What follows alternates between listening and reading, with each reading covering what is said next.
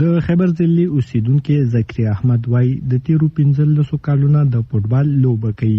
د سکول، کالج او د یونیورسيټي د فوټبال ټیمونو کې برخه اخیستې ده. وای پاکستان کې ورته د فوټبال په لوبو کې خپل راتلونکي روښانه نه ښکاري، ځکه اوس غواړي چې قطر ته لاړ شي او د هغوی د ټیم برخه جوړ شي. پاکستان کې موږ دلته ډېرو جنګېدو، دلته زما غونډه فن سره دلته اوسو د سپورټس کمپلیکس ته راځم، خو ما ته داسې ښه موقع میلاو نه شو چې زه بهر لاړ شم لږ غټو ټیمو سره وجنګېږم. نو بهر هم ځکه اراده چې بهر ځان ته لږ لیف جوړولو هغه نو چېرته ځي؟ قطر. په پاکستان کې د فوټبال لوبغاړي وایي د نورو لوبو په مقابله کې د فوټبال لوبې ته په ملکي کچ توجه نه ورکړل کیږي او د لویو ښارونو نه بهر د فوټبال ګراوندونه او د تربیې کوم مرکزونه نه دي موجود.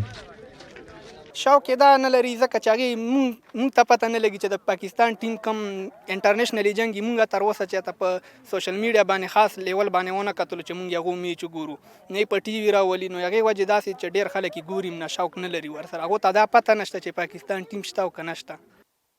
پاکستان د نړۍ 215 د فوټبال لوبې کوونکو هیوادونو کې په 194 نمبر دی. دلته د فیفا لخوا د پاکستان فوټبال فدریشن باندې بندیزونه هم لګول شوي کوم چې اوس ختم کړی شوي دي. څېړونکي وایي پاکستان په راتلونکي کلونو کې هم نه ښکاري چې د فوټبال ورلډ کپ کې برخه واخلي.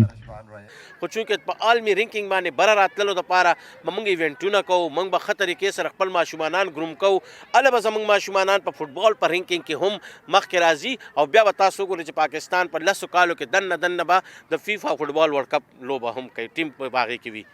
د فوټبال لوبغاړي وایي که دې لوبې ته حکومت توجه ورکړي او د ځوانانو لپاره په وړو لویو ښارونو کې د لوبو میدانونه جوړ کړي نو پاکستان کولی شي چې د نړۍ نورو هیوادونو په څیر د ورلډ کپ مقابلو ته ورسیږي. ارشد مومند، وایس اف امریکا، ډیوا، پېښور.